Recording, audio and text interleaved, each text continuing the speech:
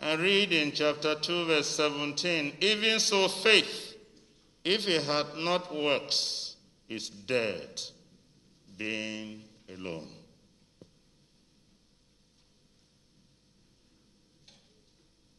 Leaders of the Christian faith gathered here for this meeting, I want to affirm that God has given the church a big responsibility in this nation. And the church is to shape the affairs of this nation. The church is to be involved in the well-being of this nation. For a very long time, we have confined ourselves to our prayer cubicles and churches, praying for the nation. That's a wonderful thing. Prayer is a demonstration that we have faith that God will do the needful for our dear country. But the Lord is calling on us to go beyond prayers and move to action, to demonstrate the works that must accompany prayer. Prayer is an aspect of the work,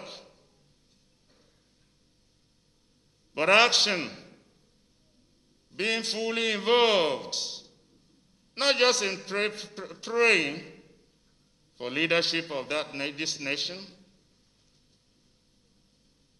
but also praying that God will raise Christians, praying that God will motivate Christians, praying that God will mobilize Christians to play a prominent role in the peace, security, and stability of this nation. That singular responsibility falls on CAN, that is the umbrella body of all the Christians. It's up for God to count us as worthy to be placed in strategic position to glorify him. For we know, the Bible tells us, when the righteous are in authority, what happens? The people rejoice. And I challenge CAN to rise up and give the people the encouragement they need, and the confidence they need, and the assurance they need that God is looking for his own.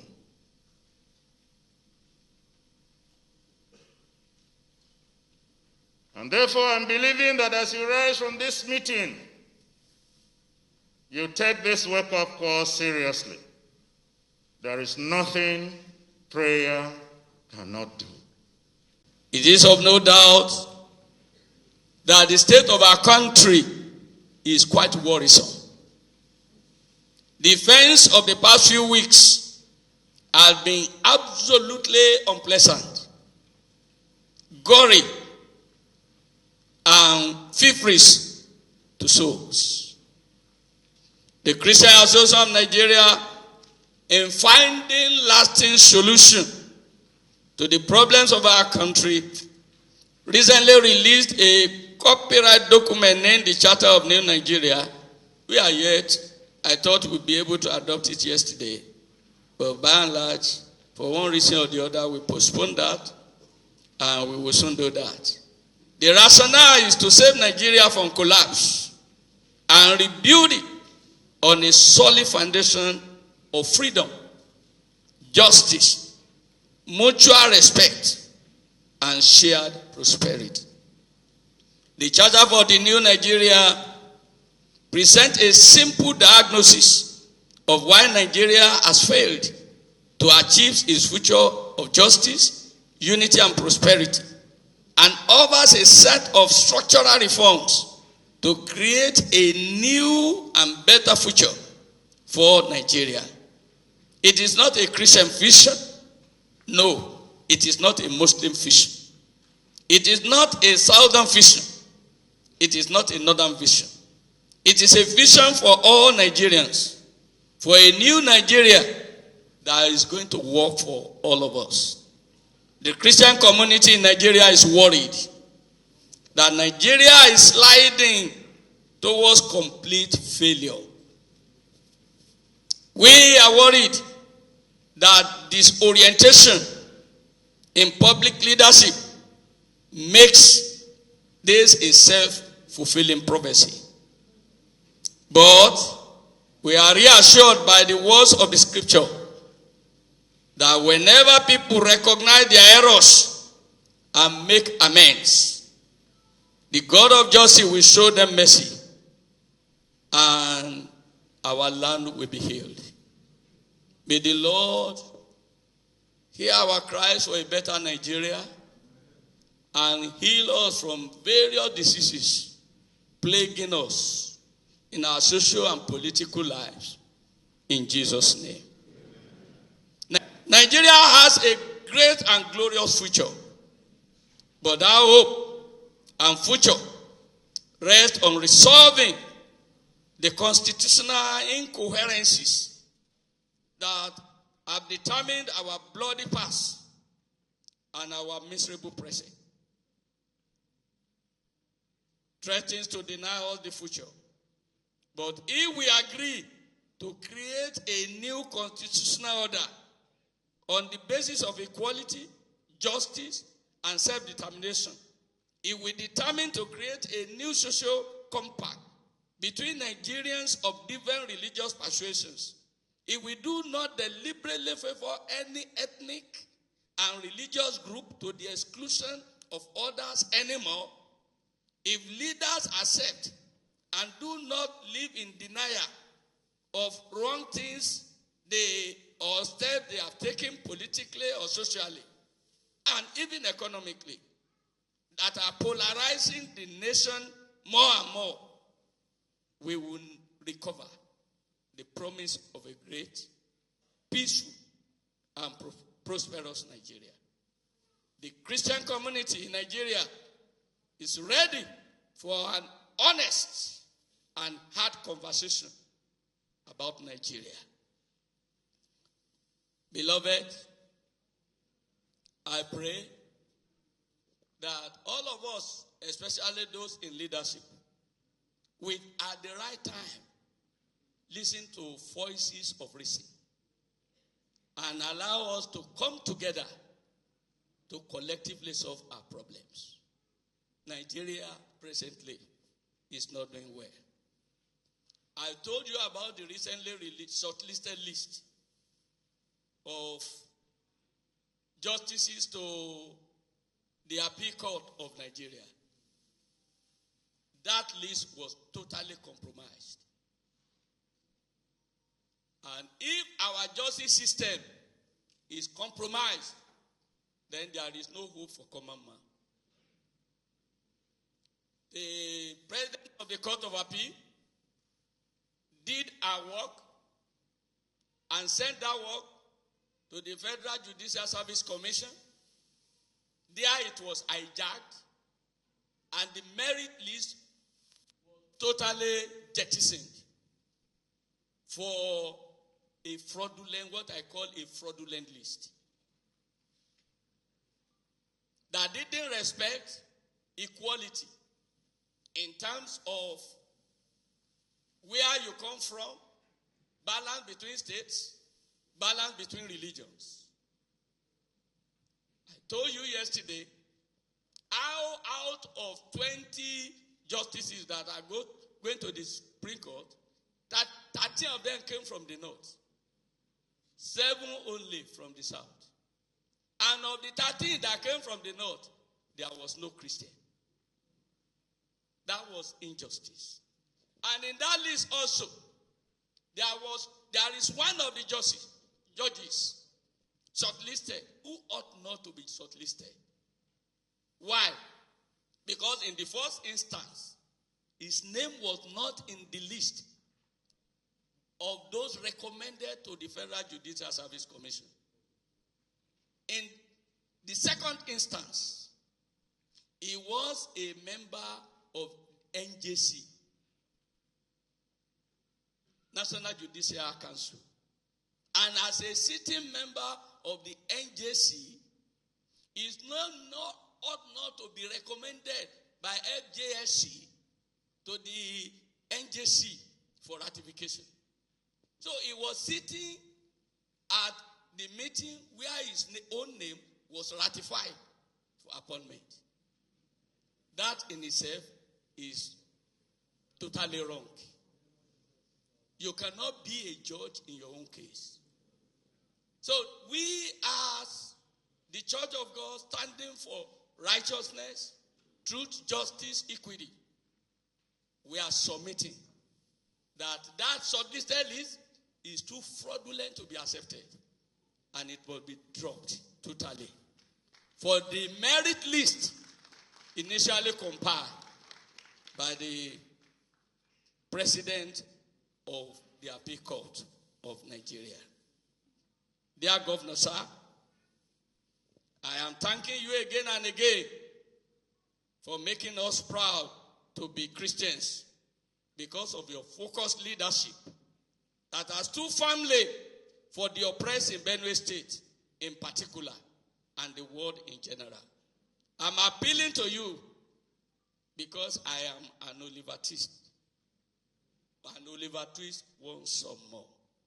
I'm appealing to you to leave an unbeatable legacy in Benue State. Continue to do what you are doing and do better. And let me add one to your job portfolio.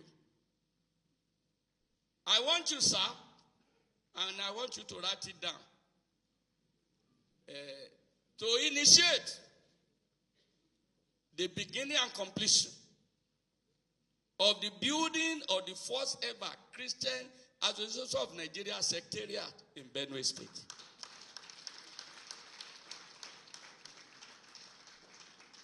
Your Excellency, God did not allow other governors before you to do this because, like Solomon, you are to build the temple of the Lord, not David. Those who came before you were David, but you are the Solomon, in whom God is well pleased. Please be like Chief Olusegun Obasanjo, who used his stewardship of position in office to raise a team to build the National Christian Center for all the Christians in Nigeria. There is no way we can talk about the National Christian Center in Abuja without mentioning the name of Chief Olusegun. And so on. So to tell you that it is not about all this noise in this country, it is about taking over the land. And I will read this so that you appreciate what I'm talking about and you appreciate my pains. This is a summary of deliberation by Fulani Nationality Movement, January 13th, 2018 to 14th January 2018. That was when they held this meeting in Kano. And they issued this press statement. Listen to it very well. The Fulani Nationality Movement after extensive deliberation on the state of the nation in the context of recent killings and national uproar made today in Kano, the capital of Kano State, amongst other things, the FUNAM deliberated on attacks on cattle by rustlers, kidnap of Fulani men and women in some parts of Nigeria, displacement of Fulani traditional settlements in the northern Nigeria and some parts of southern Nigeria, stealing of properties belonging to the Fulani cattle owners, amongst other issues. The group also deliberated on the political situation in Nigeria occasioned by the irresponsible calls for restructuring of Nigeria, and historic and vicious attack on Fulani people by southern nationalities and their cohorts in the Middle Belt. The plot to ensure Fulani are pushed out to backbench in the power equation in Nigeria, and above all, the vicious campaign against the God-ordained place of Fulani as a leading star guard in Nigeria. And after extensive deliberation, we hereby make the following declaration. Listen very well. A, the killings in Benue State of the thief is well deserved. It was a revenge attack on series of onslaught on the Fulani, which most parodious on November 17, 2017, and when 30 Fulani men and women were killed in Nasarawa State. We noticed the recalcitrant culture of the thief people as demonstrated even in the 1804 jihad, when they obstructed our ordained conquest of Nigeria. B, we condemn the media propaganda again to wage war against the Fulani and supported by Yoruba, Igbo, and their bigotry allies in the Middle Belt. That we are aware of plots by minority ethnic groups in the Middle Belt to attack Fulani settlements. D, that we have asked all Fulani across West Africa to raise money and arms to prosecute the oncoming war. We call on all Fulanis to prepare for this holy war. There is no going back. All over the world, Nigeria is the only country given to Fulani by God.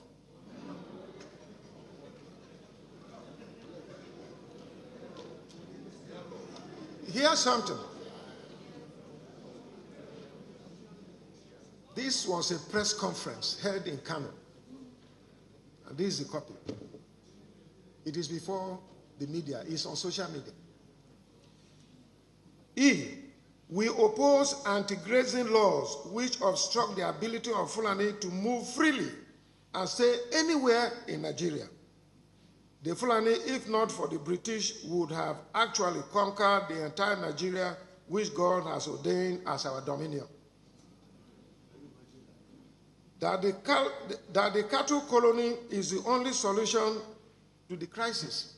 You remember when the federal government brought the issue of cattle colony and Ruga, which we resisted here in Benue State. Whether the federal government or state government accept it or not, we must ask all Fulani herdsmen all over West Africa to move to Nigeria to penetrate every corner for the upcoming jihad. You see the reason? We have asked them to be armed, since it seems it is the only language that Nigerians understand. The Nigerian government has failed to protect us. So you see the narrative.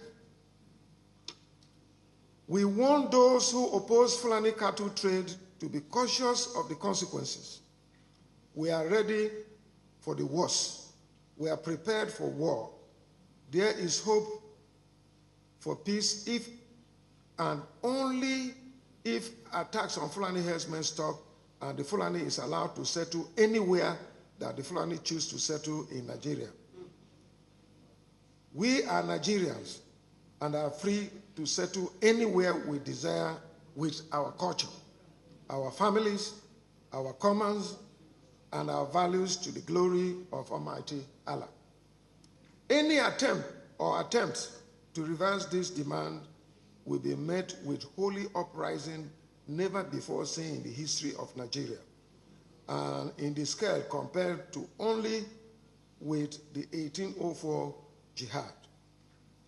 A word is enough for the wise. The Fulani is capable of defending itself.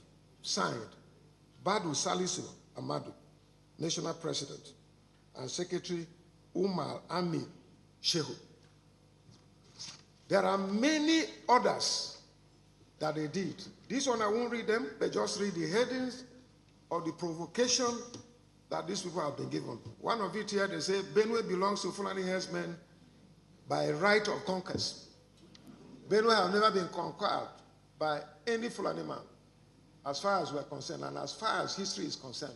The jihad of 1804 was stopped here in Benue State. We did not allow it to go. And that, the second one, this press statement was given out by Professor Muhammad, a professor of Fulani extraction. This one, they say they were justifying why we killed over 86 persons in Plateau State. May Allah break silence. Another one here, expect more bloodshed in Benue, Boso. May Allah leader warns. This one, Fulani herdsmen crisis, struggle for natural resources. May Allah Association.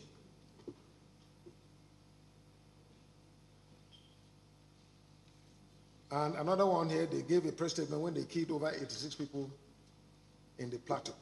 And there are many others that have taken place. So you can see that this thing is deliberate. It is an orchestrated plan to wipe out the people. It is not about cattle. From that press statement is there.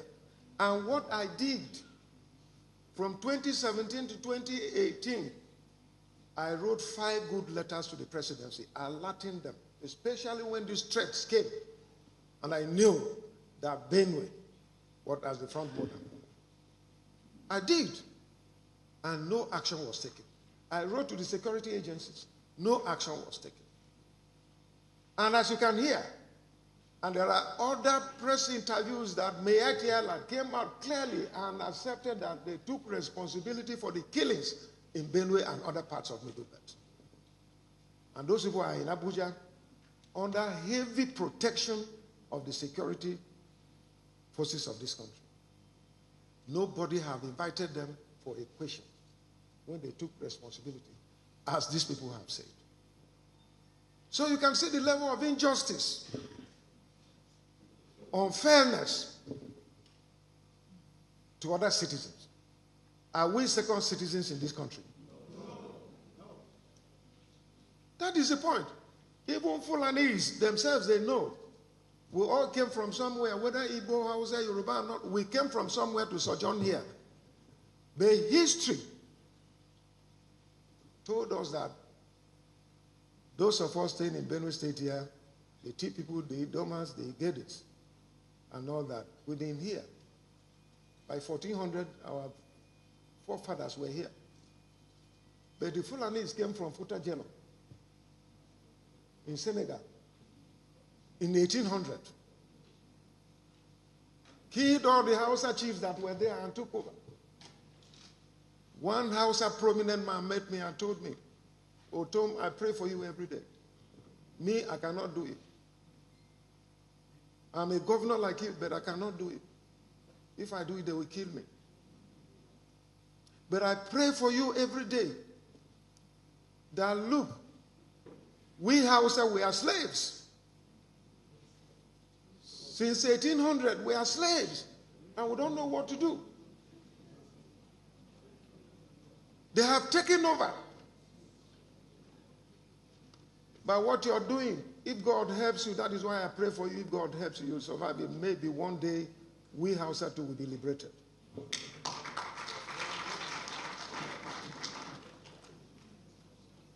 So it is not about cattle business. Why are they talking about Ruga? Why are they talking about colony? Why are they talking about open grazing? When open grazing, their argument has been that in the 50s, grazing areas and grazing routes were carved. And I tell them, what was the population in the 50s? Less than 40 million people, Nigerians. Today, what is the population? Over 200 million. And the land is still the same, 923,000 square kilometers. Even less because of the ceding of Bakassi to the Cameroons. And there is nothing on record that we have ceded any other African country to join with Nigeria. So the land is decreasing because of human activities. 200 people compared to less than 40 million people. I have argued this before every person. They could not give me a superior argument on what I say. And so we have no choice than to adopt this practice. And so it's not about, I still stand to be contradicted by anyone, whether what I'm saying is wrong. If it is about open grazing, rearing cattle, ranching remains the best practice, and is the best. If you go to my farm today, the cattle you see there, they are well fed, and we are feeding them with a prepared feed from rice chaff, rice straw that are dried and formulated for feeds. And they are doing well. This year alone, they have given birth to over 37. And we're expecting up to 100. So what is it? Go and ask a Fulani man whether in 1 year he can get up to 100 calves from his stock. But it is deliberate. So nobody should deceive me. And nobody should deceive us. If it's about cattle business, we can stay one place and do it, and it will be good. As a member of National Economic Council, we met all the 36 governors, and there was argument about National Livestock Transformation Program. And some of us insisted on ranching. Others said, no, we will have land for open grazing. So we say, fine. Let every state adopt the method that is better for the state. And this program was approved by NEC. Up to today,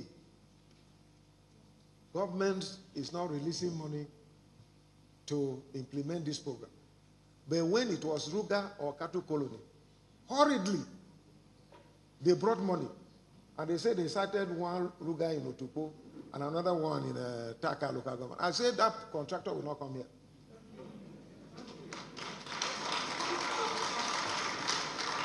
I said the contractor will not come here, and thank God my people rose up and took cutlasses and sticks. I said, let contractor come here. They went and removed the signboard, and I said, that is my people.